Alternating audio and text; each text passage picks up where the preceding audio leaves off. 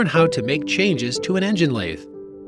Drive from the headstock to the gearbox is transmitted through the change or end gear train. Machinists often need to change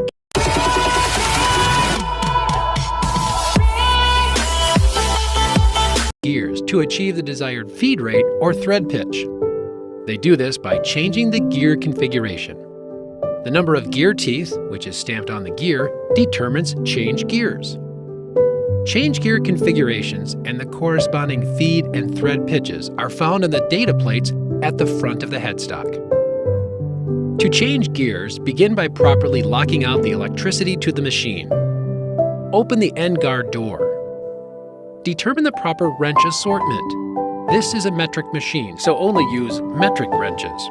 Adjustable wrenches should never be used. Look at the data plate and establish which gear combination is needed. Collect the needed gears. Some may remain on the machine.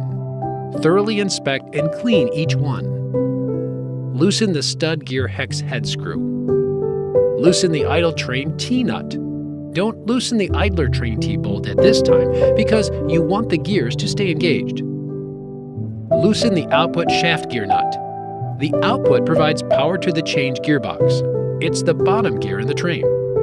Remove the two nuts and bolts once they're loose. Remove the stud gear. It's at the head of the gear train and is driven by the spindle gears. Remove the drive gear on the idler shaft.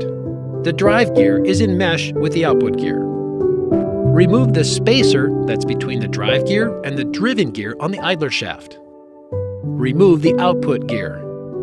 And finally, remove the driven gear.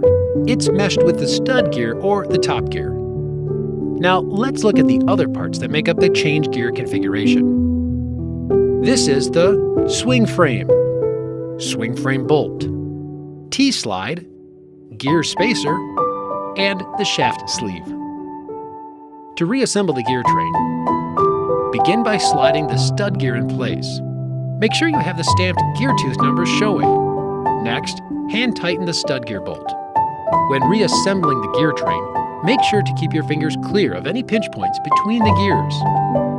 Rotate the swing frame up before lightly tightening its bolt. Loosen the T-slide bolt. Slide the driven gear into place.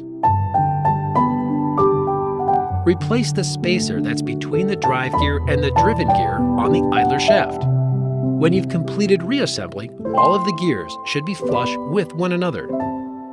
Next, slide the drive gear into place.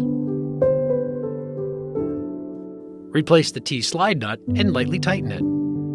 Take a double-up piece of paper and place it between the driven gear and the stud gear. Mesh the driven gear with the stud gear by sliding it into place. The backlash between the end gears should be 5 1/1000ths to 10 1/1000ths of an inch. A single sheet of paper is approximately 4 1/1000ths of an inch, so a doubled up piece is around 8 1/1000ths of an inch, which makes it a great tool for checking the spacing. It's important to maintain the proper amount of backlash between gears. Tighten the T-slide bolt and slide the paper out. Check for any movement between the gears. This movement is called backlash. Place the output gear on the output shaft.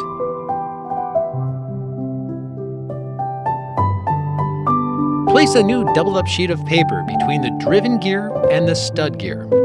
Hold the driven gear in one hand while loosening the swing frame bolt. Let the driven gear down and gently mesh it with the output gear. Tighten the swing frame bolt and slide the paper out. Check for any movement between the gears. Finish tightening the output shaft gear nut. Tighten the idle train T-nut and recheck the tightness of the idler train T bolt. Tighten the stud gear hex head screw. Check the entire backlash between the gears and make sure all meshed gears are flush to one another.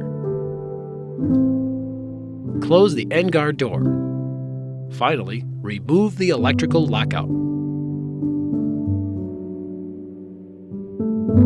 To check your work, start the machine and turn the spindle on. The gear train should run smooth. If it's noisy, you may need to adjust the gear train to avoid damaging the end gears. If the machine is running smoothly, you've correctly changed gears and set the backlash.